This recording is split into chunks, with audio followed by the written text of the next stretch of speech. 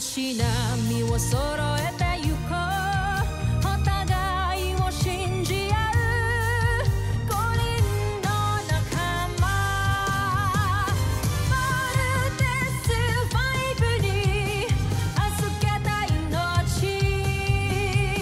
飛ぶぜ宇宙の果てまでもみんなの笑顔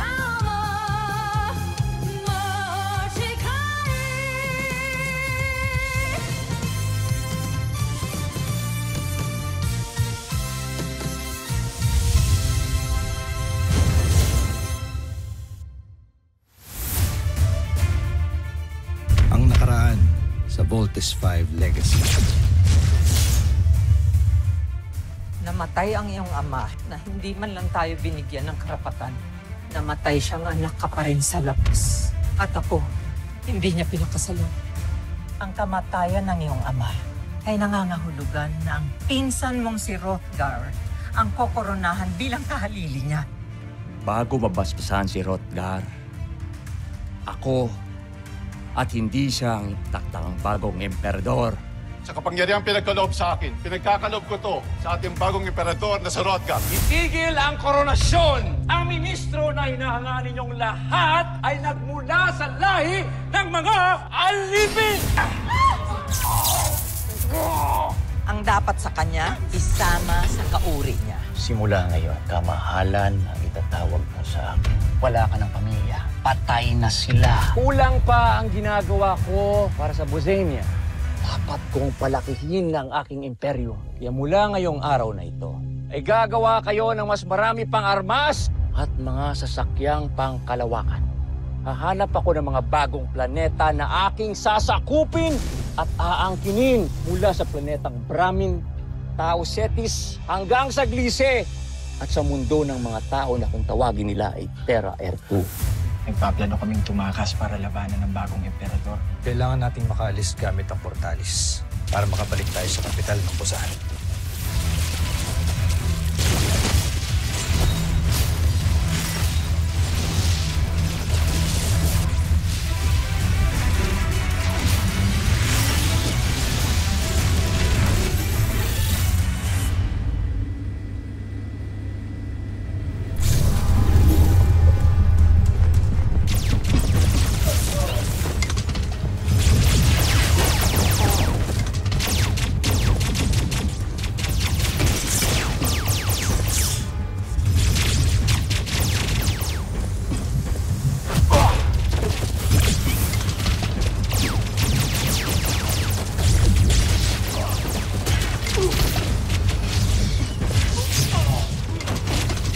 Protektahan ng pangalawang pangkat!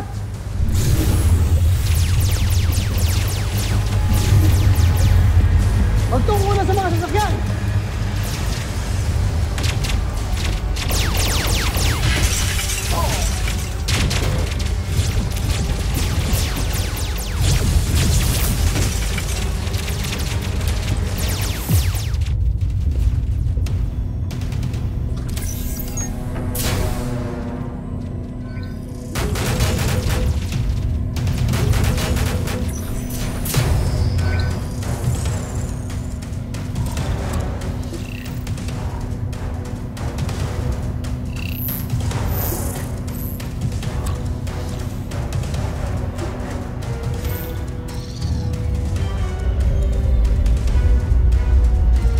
Maganda sa paglayag.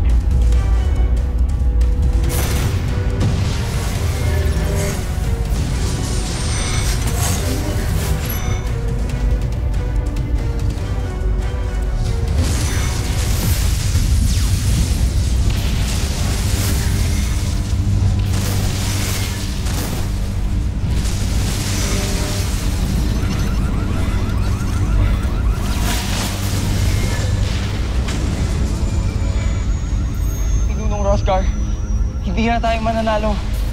Kailangan mo na kaming iwan. Hindi, Magus. Magkasama tayong tatakas. Pakinig ka. Ikaw ang pag-asa ng himagsikang ito. Hindi ka pwedeng mamatay, kaya iwan mo na kami!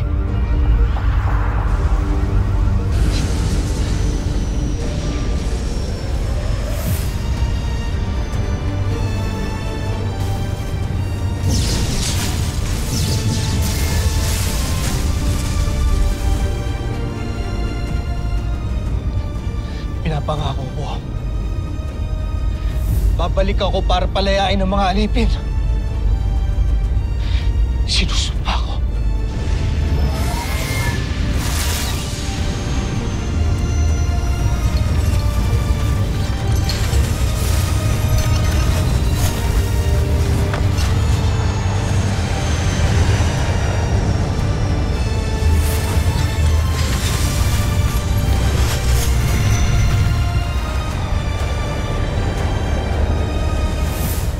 Ano ang balita, Baron Samter? Sumuko na ang mga alipin na nag-aklas kamahalan.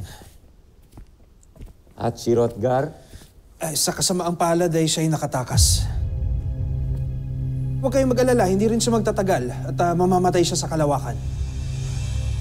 Maaari nga siyang mamatay sa kalawakan. Ngunit maaari rin siyang mabuhay.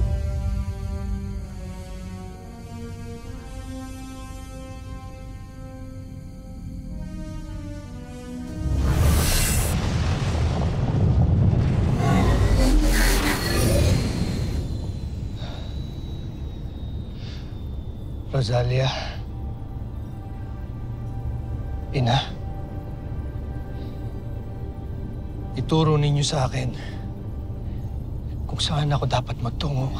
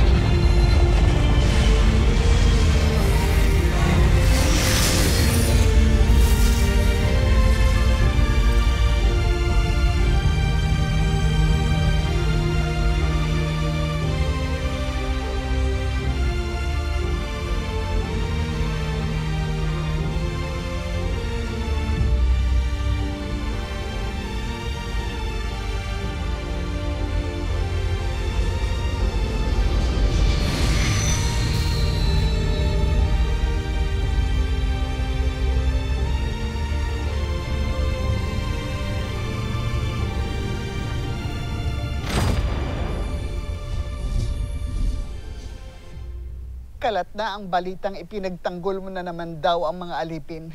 Hindi ito magugustuhan ng ibang mga maharlika. Mahal na ministro. Kaya ba gusto ninyong manahimik na lamang ako at wala na lang gawin? Laban sa kalupitang matagal lang nangyayari sa Buzan? Anak, matagal na sanay ang mga alipin sa pagtrato sa kanila. Hindi mo na sila kailangang ipaglaban. At bakit hindi? Gayong katulad ko rin sila! Baka may makarinig sa'yo. Hindi ko na kailangan sabihin, Ina. Dahil ito ang katotohanan ko, hindi ba? Nawala akong sungay. Nagaling din ako sa lahi ng mga alipin, kagaya nila.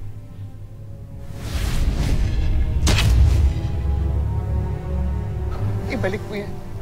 Isuot mo yan uli bago pa may makakita. Pagod na akong magpanggap, Ina. Isipin mo kami, ministro. Kapag nalaman nila na huwad yung mga sungay mo, malalaman din nila na itinago namin ng totoo. Tiyak na parurusahan kami. Kaya isuot niyo uli yan.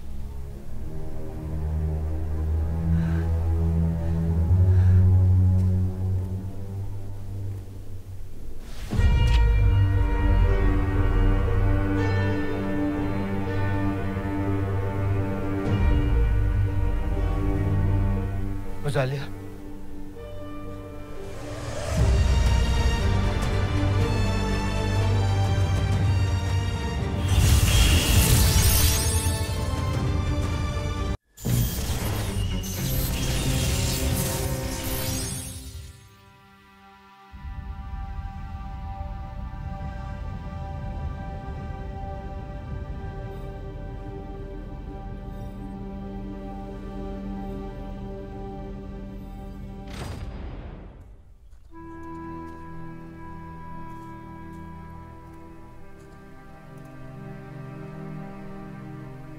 Rosalia, magpapaliwanag ako.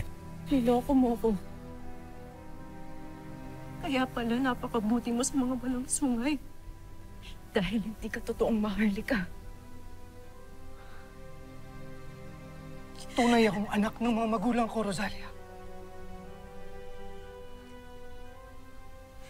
Totoo rin lahat ng pagkakakilala mo sa akin.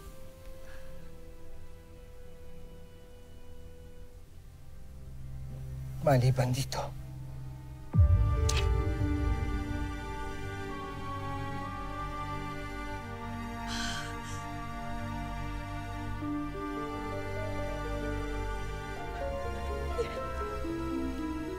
Ba't nangyari na wala kang sungay?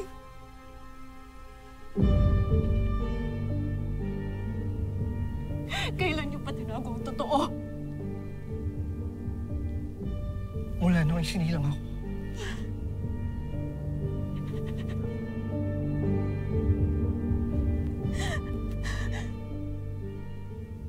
Kaya't ginawan ako ng sungay ng manggagamot. Huwad na sungay na isinuot ko hanggang sa aking pagtanda. Nang sa gayon ay hindi magiging alipin ang turing sa akin ng lahat. Hindi namin nais lokohin ang kahit sino. Ginawa namin to para pangalagaan namin ang asawa mo. Pero kung gusto mo akong iwanan, o kaya gusto mo akong isuplong, hindi kita pipigilan. Malaya kang makakaalis.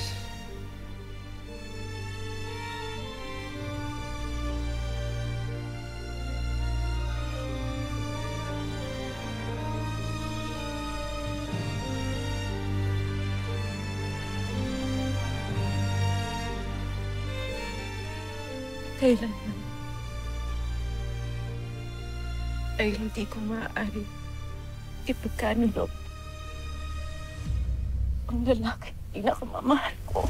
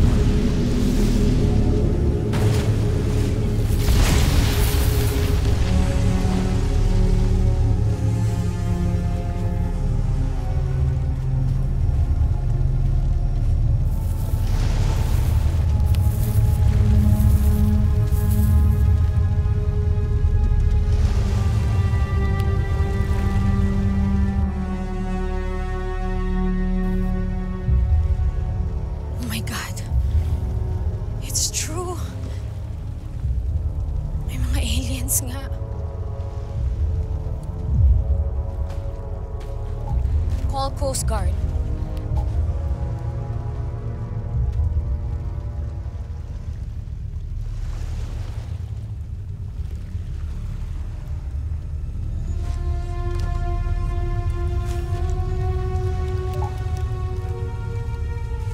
Hello, Coast Guard?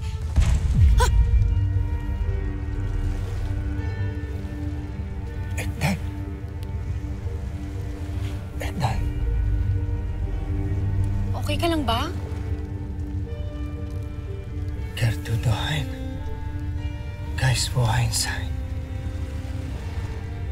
Eddan. Hindi kita naiintindihan. Anong sinasabi mo?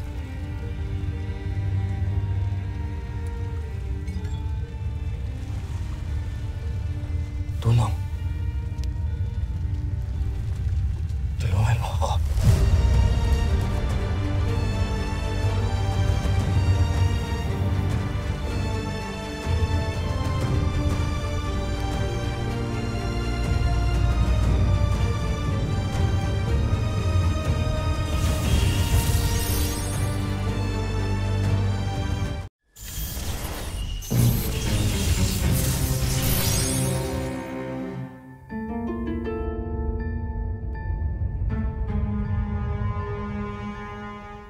Nandyan ba sa planetang yan si Hrothgar? Wala raw siya dito, kamahalan. Pakawalan niyo ang mandirigma at patayin ang lahat ng nilalang na nakatira sa planetang yan. Patayin, kamahalan? Narinig mo ang sinabi ko. Isa itong mensahe sa sino mang tumutulong at nagbabalak kumupkop sa traidor kong pinsan. Sakupin ninyo ang planetang yan! Susunod.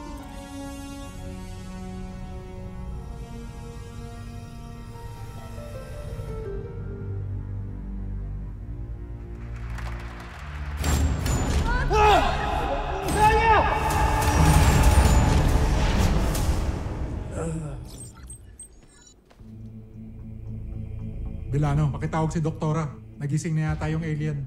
Okay ka lang, ikaw lang mag-isa dito. Okay lang, ako bahala dito.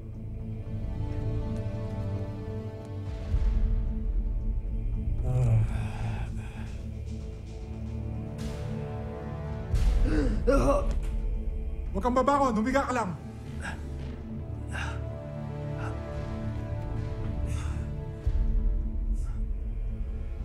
Sinabi na huwag kang babangon!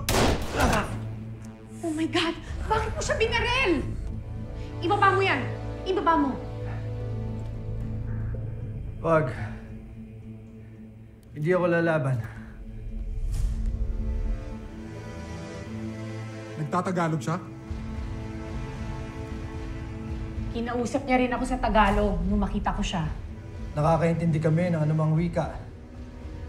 Lalo na't ang pinagalingan kong planeta ay may mataas na talino at sibilisasyon. Fascinating. Sergeant, sunduin niyo kagad si General. Sabihin niyo gising na ang bisita natin. Sige na! Ako na bahala dito. Sige, ma'am. Nasaktan ka ba?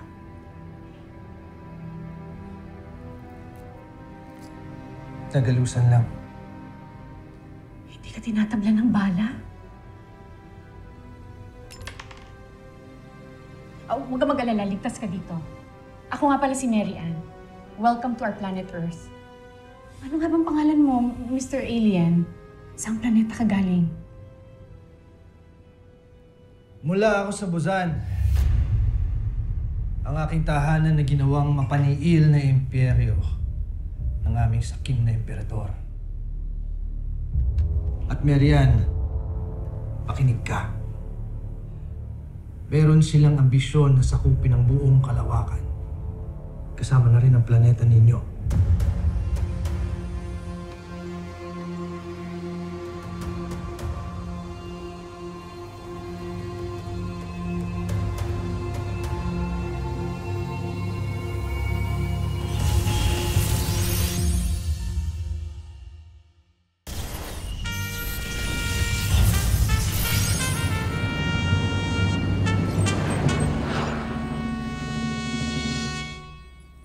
Siya si Dr. Richard Smith, isa sa mga leading experts pagdating sa alien studies and advanced robotics.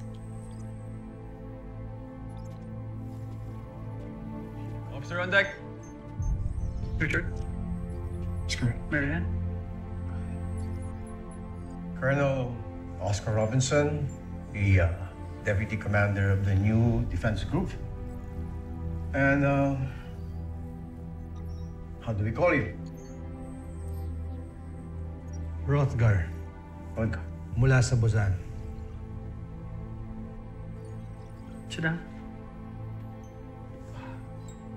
So, what's the current status? Our asset here is really not of this world. The threat he speaks about could possibly be true. Kaya dapat walang makakalam na dito siya. At kailangan mo makakalam ang identity niya sa buong mundo. Rothgar? May gusto ka bang sabihin sa amin? Ngayong magkakakilala na tayo lahat, ay huwag na tayong mag-aksaya ng panahon. Dahil napansin ko na mahina ang inyong mga armas. Wala kayong laban sa Bozania.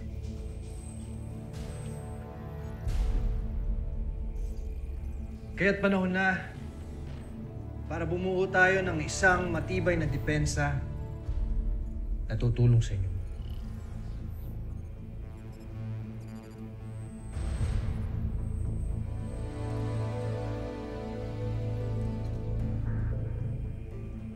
It is in the Earth's best interest to join forces to prepare for the impending invasion.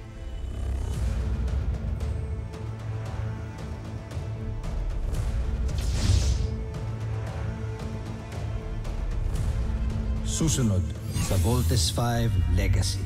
Makakabalik pa siya para iligtas tayo. Ano nga palang ipapangalan mo sa kanya? Zardos, baguhin natin yung pangalan mo para sa new identity mo. Ano ba sa tingin mo ang nababagay sa akin? Ned Armstrong. Ned Armstrong. Upang magawa nating labanan ng aming armada, kailangan nating bumuo ng pantapat sa ultimate weapon ng Bozan Najmi Imperium. We will call it Voltes. Voltes 5. Mama, ano po yung ginagawa nila? Ang robot na si Voltes 5